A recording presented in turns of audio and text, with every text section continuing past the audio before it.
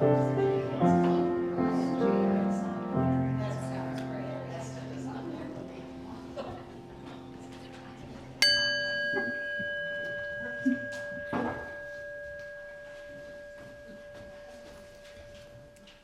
morning. Good morning. My name is Lindsay Bascom, and my pronouns are she and hers. I'm a member of the Worship and Music Committee. I will be your worship associate this morning. I'm delighted to welcome you here, whether you are visiting this morning or a regular member. Please check with the greeter if you have any questions. Today, we acknowledge that we are located in a place that was once the Wampanoag village of Patuxet. We strive to follow their example and be faithful stewards of the sacred land.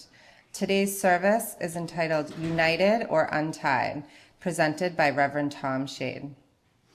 We are live streaming on YouTube every Sunday, and we welcome you to our service. It would be wonderful if you could join us in person when you are able. However, when you are not, YouTube is a wonderful option. Our joys and concerns portion of the service will be edited out so we can ensure privacy. Because our services vary from week to week, we suggest you visit us again to experience the variety of worship we offer. If you are a visitor, please consider signing the guest book, which is in the foyer, so you can receive our weekly e-blast. Please join us after the service for coffee hour in our parlor. Whoever you are, whomever you love, whatever you believe, wherever you are on your journey, let us walk together this hour.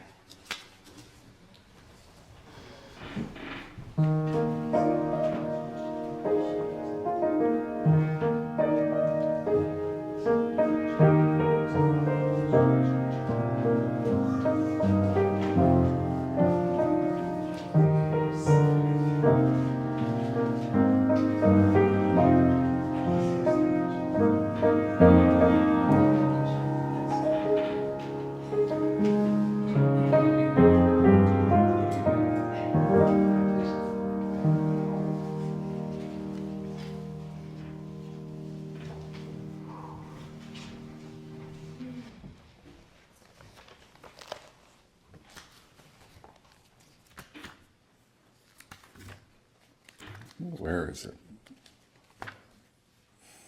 Awkward. You like it? This is ridiculous. Wait, there it is.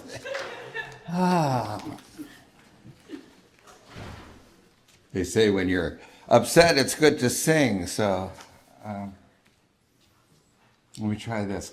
Look at all the lonely people. Where do they all belong? You remember that song from the Sgt. Pepper's Lonely Hearts Club Band, right? Eleanor Rigby picks up the rice. Father Mackenzie, this one always strikes home to the ministers, wonders whether or not people heard anything.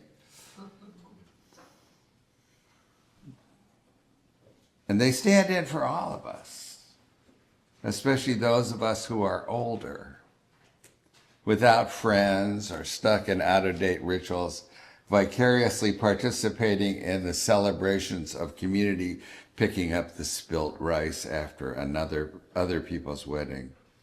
You know, I think it's always interesting that the young John Lennon and Paul McCartney, who were probably, in their 20s when they wrote that, think that, they kind of condescend to the elderly, don't they? They're like, they think everybody who's 64 is going to need a constant nurse and spoon feeding, and that's not my experience yet. Baby-faced Paul, is in his 80s and he's still working, so. Okay, so people are lonely. And the antidotes to loneliness are relationships and community. Faith communities, churches, synagogues, mosques, sanghas are some of the surviving manifestations of face-to-face holistic communities. communities that remain. And when I say holistic, faith communities deal with the whole of life, right? Nobody for a move on is going to come and visit you in the hospital, right? You don't get to do joys and sorrows at a meeting of a committee about some political issue. Faith communities cover the breadth of life. Dwindling communities and lonely people. Where do all the lonely people belong? And why aren't they becoming part of the communities that exist? We live in a profound social and political crisis. Growing authoritarianism, the menace of war. And part of that crisis is a cycle of manufactured dramas, fomented crisis. You know that right now we're in a little trough, but by next week there'll be another threat of war and mass destruction. And if not that, something else that'll have us glued to our TVs and our phones going, what the heck is going to happen next? More than ever, we need each other. And the question is, how do we find each other? So come, let us worship together. And at this point, we all rise as we're able and join in our chalice lighting, which is spoken in unison. You're going to light the chalice, right? Love is the spirit of this church, and service is its law. This is our great covenant, to dwell together in peace, to seek the truth in freedom, and to speak the truth in love, and to help one another. Please remain standing. We're going to invite the choir up to the front. We're going to teach you a very simple song. We're going to sing it through once, and then we hope that you will echo and keep singing it with us. It's called Be the Change.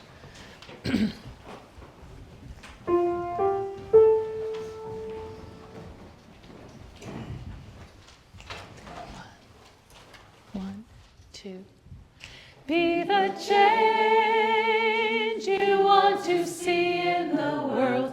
Be the change you want to see in the world. Be the change you want to see in the world. And change will come to you. Please join us.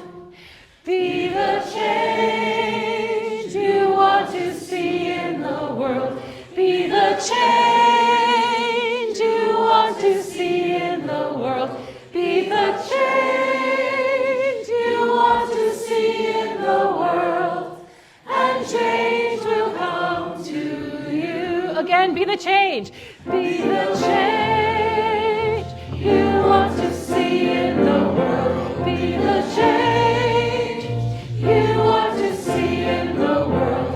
Be the change you want to see in the world, and change will come to you. Be the voice. Be the voice you want to hear in the world. Be the voice you want to hear in the world. Be the voice you want to hear in the world, and change will come to you. Be the light. Be the light you want to shine in the world. Be the light you want to shine in the world. Be the light you want to shine in the world. And change will come to you. Be the change. Be the change you want to see in the world. Be the change you want to see in the world. Be the change you want to see in the world. And change will come to you. Thank you very much. Please be seated.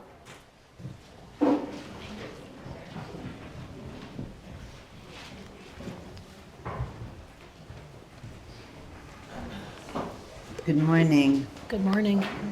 I have a frog in my throat, and I apologize. I'm going to try to remove him in the day. That better? Yes. Okay. It's a bigger frog than I thought. So Friday, I came home from work, and the neighborhood ladies said that they wanted to come over because they hadn't seen me in a while. So they did. They brought pizza, humongous pieces of shrimp and dip, and Pepperidge Farm cookies, and margaritas, and some other things, and their bathing suits. And we all got in my hot tub. It was the very first time any of them had been in my hot tub, and some of them didn't even know I had a hot tub till one of them spread the word. And it was so much fun. But in the middle of it, my mother called. Now, I love my mother, and she's one of my biggest cheerleaders. And I said, Mom, I can't talk. Why, honey? You're done with work. Yes, I'm having the neighborhood ladies over. What? You don't socialize. You don't have time for that. What do you mean you're having friends over? They just said they were coming. I'm really excited. It's fun. We're hanging out. You never hang out. And the conversation kept going like this. And I'm thinking, wow, I don't hang out enough. I don't do things with other people enough. I send texts. My phone proves it. But I don't get face to face. The most socialization I have, besides my special needs children, is you. And I love y'all dearly. But that's one morning a week. And I realized that's a choice I'm making. And I can make other choices. And it's my responsibility to myself to make other choices. Now, I'm going to head upstairs because some of the kids had a mom with a really creative idea because they got here early and they made a checkerboard. And so they're up there playing with a new checkerboard. So I'm going to go join them upstairs for a journey of learning and discovery. This little light of mine, I'm gonna let it shine. This little light of mine, I'm gonna let it shine. This little light of mine, I'm gonna let it shine. Let it shine, let it shine, let it shine.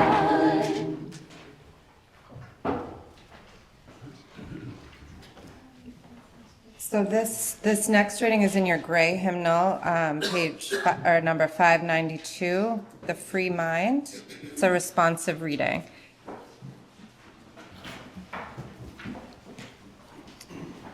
I call that mind free which masters the senses and which recognizes its own reality and greatness. Which passes life, not in asking what they shall eat or drink, but in hungering, thirsting, and seeking after righteousness. I call that mind free which jealously guards its intellectual rights and powers, which does not content itself with passive or hereditary faith. Which opens itself to light whensoever it may come, which receives truth as an angel from heaven. I call that mind free which is not passively framed by outward circumstances and is not the creature of accidental impulse. Which discovers everywhere the radiant signatures of the infinite Spirit, and in him finds help to its own spiritual enlargement. I call that mind free which protects itself against the usurpation of society and which does not cower to human opinion. Which refuses to be the slave or the tool of the many or of the few, and guards its empire over itself as nobler than the empire of the world. I call that mind free which resists the bondage of habit, which does not mechanically copy the past nor live in its old virtues. But which listens for new and higher monitions of conscience, and rejoices to pour itself forth in fresh and higher exertions. I call that mind free which sets no bounds to its love, which, wherever they are seen, delights in virtue and sympathizes with suffering. Which recognizes in all human beings the image of God and the rights of God's children, and offers itself up a willing sacrifice to the cause of humankind. I call that mind free which has cast off all fear, but that of wrongdoing, in which no menace or peril can enthrall. Which is calm in the midst of turmoils, and possesses itself, though all else be lost. We have our musical reflection.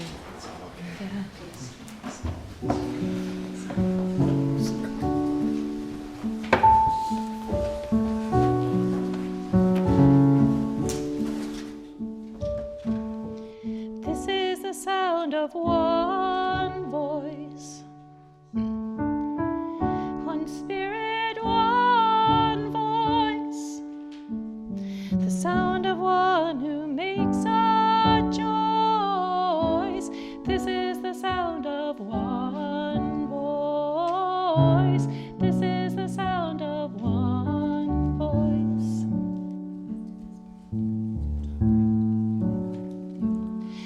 This is the sound of voices too.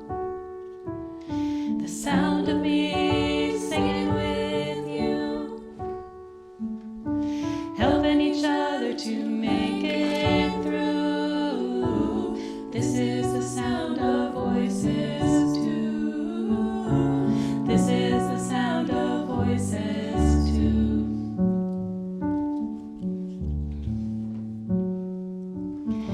This is the sound of voices three, singing together in harmony,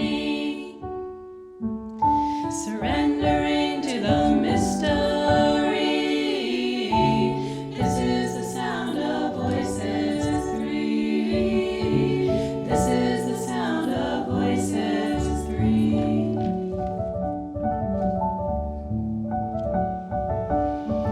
This is the sound of all of us,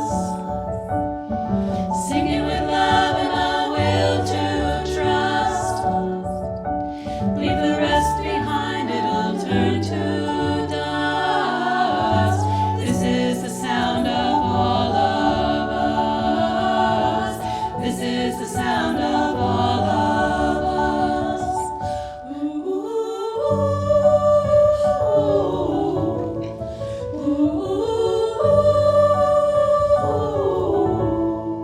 ooh.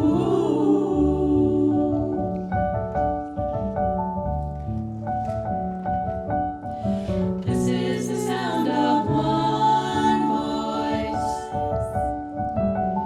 one people, one voice, a song for every one of us. This is the sound of one voice. This is the sound of one voice.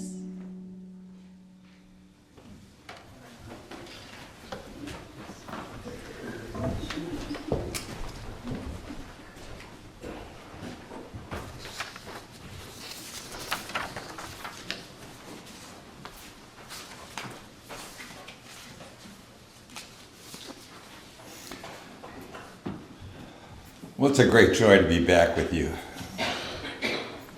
This is a fun place to preach, and I'm getting to know many of you. I want you to think back to that responsive reading, the very last thing that we read, and it talked about the free mind is the mind that possesses itself.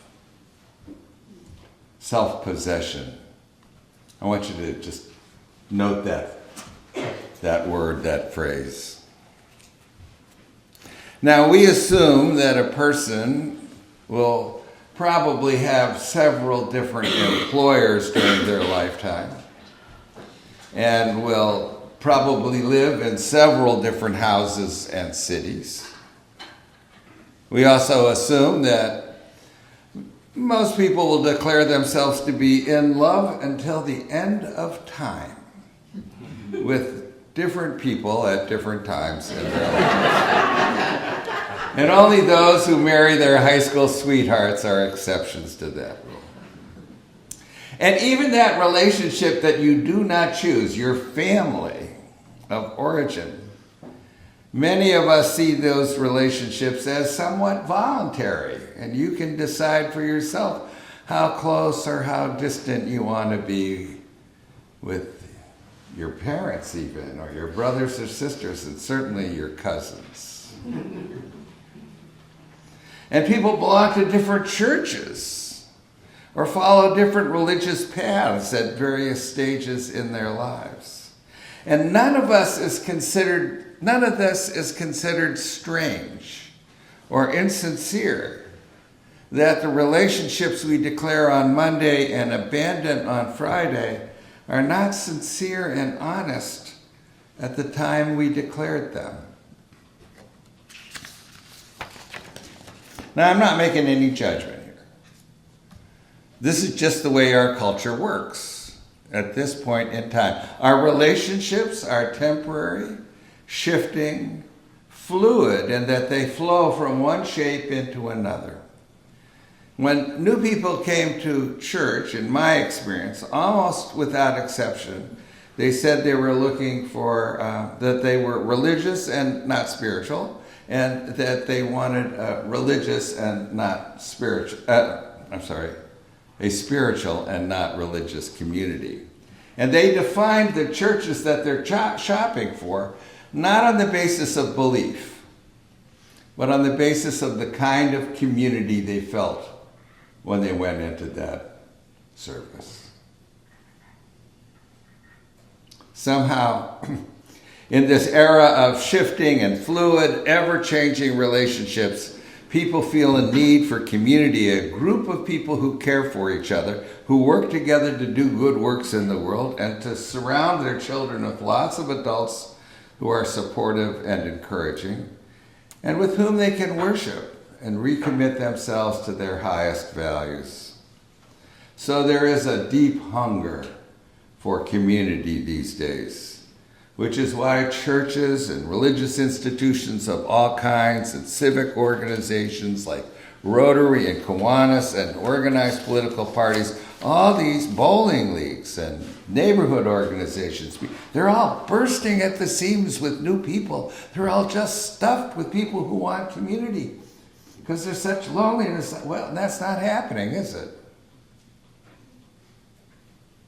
Everybody says they want community, and yet more and more people are leading very privatized lives with fewer and fewer community outlets every year. A similar fact. Lots and lots and lots and lots of people say they want to be in a romantic love relationship. And yet fewer and fewer people in surveys identify themselves as being in such a relationship. More people than ever describe themselves as single. So apparently lots of people want to be in love, just not with any people that they know. They want to be part of a community, just not with any of the communities that are around them. I would guess that many people would want to dedicate their life to some great cause, to make the world a better place, but they're hesitant about making a deep commitment to the ones that actually are around them. What was so remarkable about the Minneapolis anti-ICE struggle was how many people committed themselves to protecting their neighbors. And people all around the country, myself included, wondered whether that level of commitment was possible in their town. Is that level of resistance something that Plymouth would be able to sustain. We want to live united, but seem to be choosing to live untied. Modern people in this world of liquid, fluid, floating love appear to be commitment phobes. Now there's a sociologist, a European sociologist called Zygmunt Bauman. I read a book by him. He says take a look at the columns about relationships. You know, the Dear Abby, Ann Landers, all those kinds of columns that are in newspapers and magazines and online. They're the kind of column or of relationship advice. They're the place where lonely people go to get advice. And he noticed that almost all of the questions, you notice that almost none of the questions are about how to get into a relationship, but are mostly about how to get out of a relationship. And whether you should. What are the signs that your loved one is controlling and particularly dangerous? What are the signs that the great guy you just met is actually married? What are the signs that your new boyfriend is gay? What are the signs that she's cheating on you or that she'll never break free of her mother? What are the danger signs in your relationship? That's what people ask about. There's always dangers in a relationship. Any relationship, any commitment to a community or a cause is a leap into the unknown. Both you and whoever you're committed to are changing and in an unknown future. So there is a reasonable fear about any sort of commitment to a person, a community, or a cause. And so when you make a commitment to a person or a community or a cause, choosing to live united rather than untied, you have to overcome two obstacles. One of those obstacles is the recognition that each of us are an unreliable commitment maker. I saw this all the time in the young people who came to me to plan their wedding. On the one hand, they would want desperately and sincerely to say, I will love you forever until the end of time, until the stars fall from the sky, till the mountains crumble into the sea. And on the other hand, everything they knew about people, and maybe even their parents, is that perfectly ordinary, good, decent people fall out of love and end their marriage, often for the better. And on your wedding day, you have no idea whether that's going to be you or not. So they would ask, how can we really make this commitment? And the other obstacle is that people fear the uncontrolled and unpredictable nature of commitments. That boyfriend may be a stalker. That religious movement may be a cult. The church you join may end up asking you for a lot of money and a lot of time. So it always makes sense to check for the exits. People do not go in the front door until they check to see where the back door is. And the more serious the commitment, the more important it is to know that it's revocable. A UU religious educator once asked me, why is it that a family will commit to being at every practice and every game for a soccer season, but cannot make the commitment to come to church or to come to Sunday school every week? Is soccer really that much more important? I think that it's actually because soccer is so much less important. It's time limited. It's a finite commitment. And it promises a finite thing. You're going to learn how to play a game better. You're going to get some exercise. get some experience with teamwork and sportsmanship, and it has an end point. The season will come to an end. And then you can decide whether you want to do it again next season. And church is a much bigger and more profound commitment, and so it should be entered into with more caution and care. It's actually an open-ended commitment that may change your whole life, which is what you want and yet don't want at the same time. Now, up until now, I think I've been laying out a fairly conventional understanding of our hungry but skittish culture. We are reluctant to commit ourselves to the very things we are hungry for: community, relationships, causes, love. But what is at the root? Now, I'm going to break with what I think is the conventional wisdom about all of this. My colleagues in the ministry and in the churches diagnose the problem as being an excess of individualism. They say that people don't commit to communities, persons, or voluntary associations because they're lazy at heart and preoccupied with their own private pleasures. That's the theory. People are shallow and prefer to have superficial relationships over social media than engage in the deep communication of face-to-face relationships. People are untied because they want to be untied, and it comes from the shallowness of our culture and the deficiencies of our souls. Well, I don't agree. Let me repeat, I don't agree. I believe that the obstacle to community is not too much individualism, but not enough. When I say that, I believe I'm standing squarely in the religious tradition of liberal religion, which is different than almost every other religious tradition the world has seen. And just think of the responsive reading we read this morning by William Ellery Channing, who is one of the founders of American Unitarianism, the free mind. Right? Someday, take a chance and leaf through that hymnal number 592 and read that again and work your way through all that 19th century prose and hear what he's saying. That was part of a sermon he delivered called Spiritual Freedom in 1830.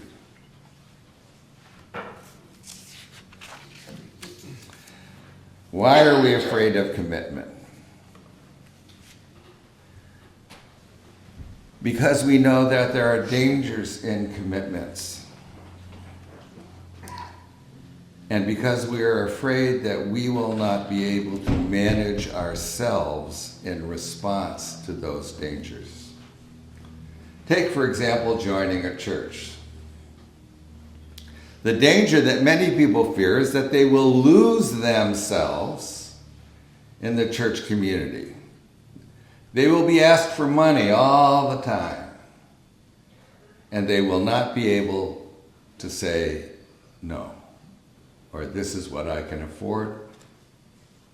They will be asked to volunteer their time, and they will not know how to say, sorry, I'm busy. They will lose themselves and their own judgment in the attractions of a charismatic leader. Join a church and next thing you're at Jonestown. What is this? What's going on there? That's the lack of self-possession, not possessing yourself. Lack of confidence in yourself to be able to say no and to say yes, to manage your own life.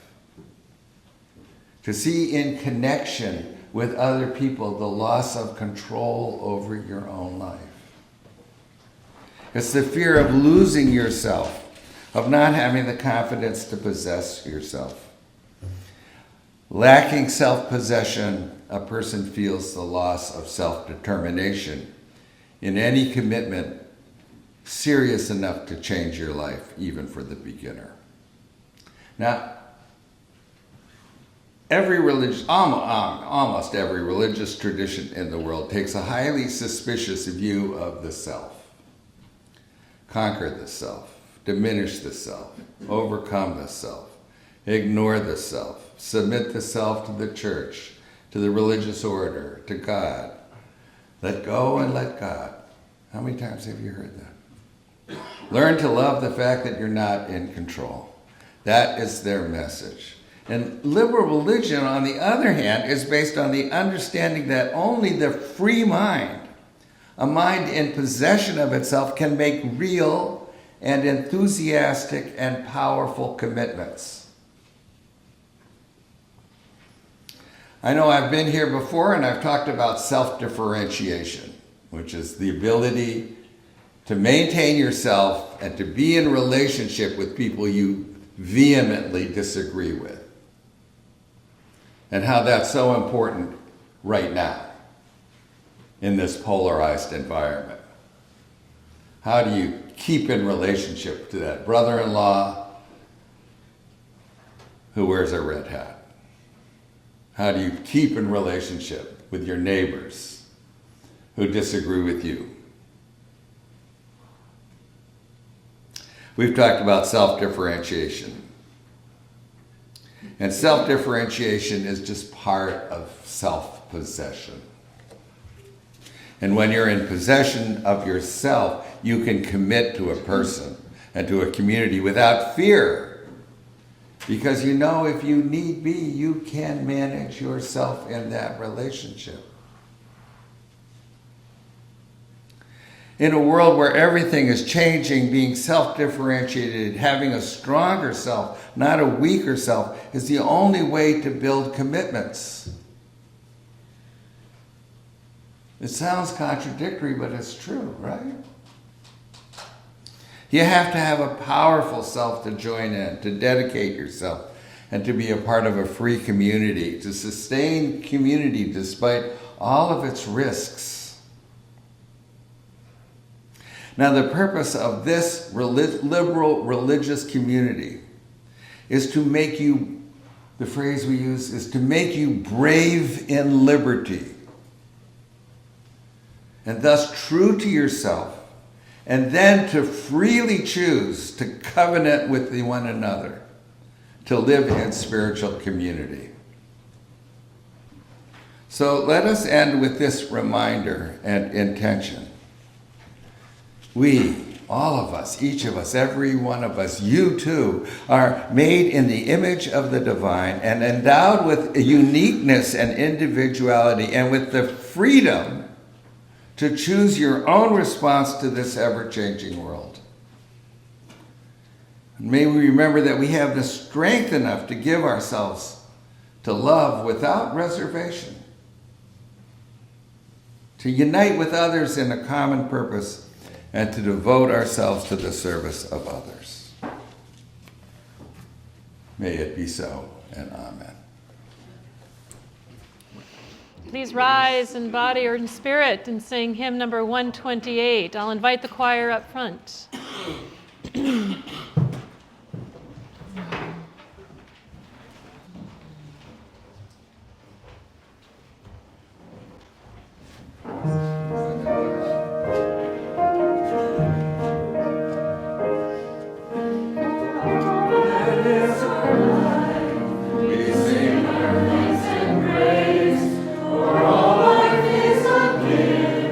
Which we are called to use to build the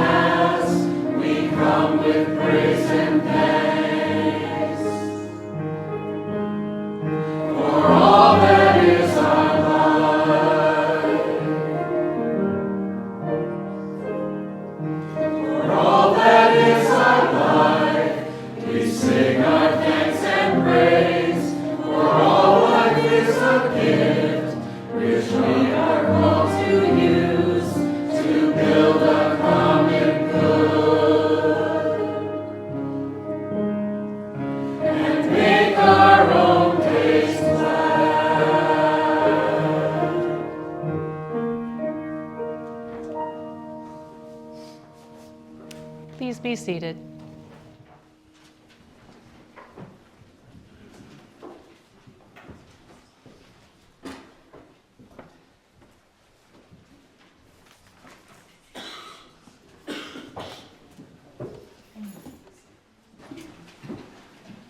So we remember that our shared community is something we create together. Our offering today is a tangible expression of our gratitude and our commitment to this church and its work in the world.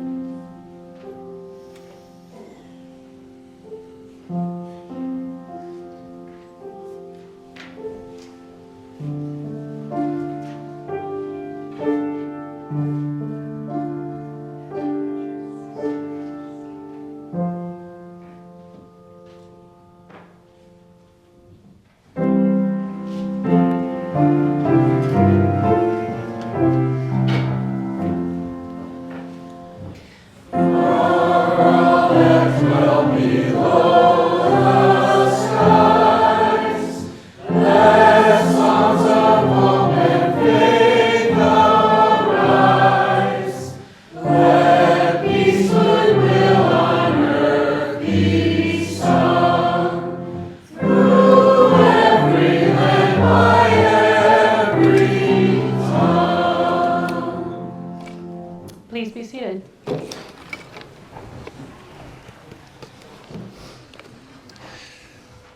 Now's the point in the service where we welcome you to share your joys and sorrows.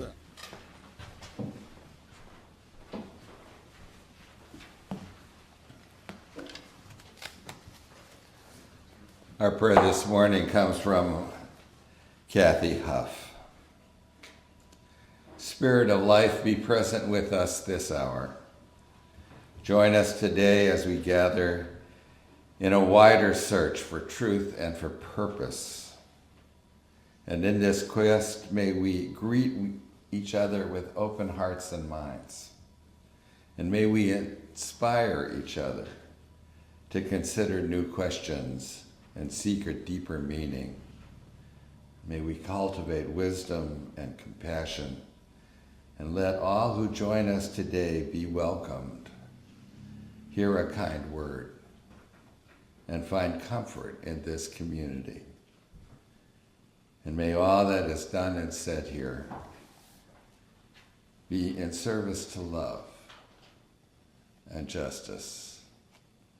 And now, as we go into a moment of shared silence, let each of us search our hearts to find compassion for all those who are in trouble and in distress, all those who are carrying the heavy burden of grief, all those who are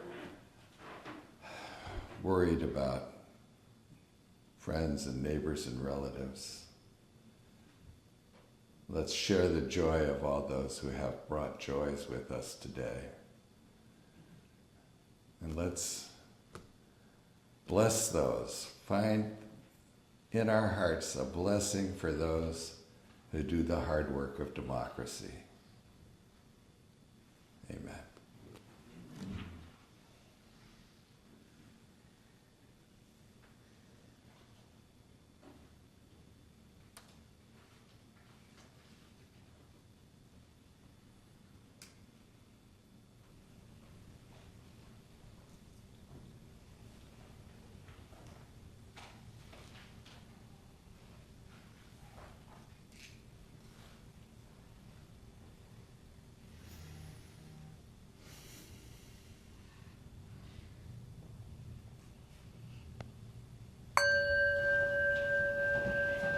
Please remain seated for our Song of Inspiration, number 1058, and I do invite the choir to come up. The choir will sing through it once, and then we invite you to join us.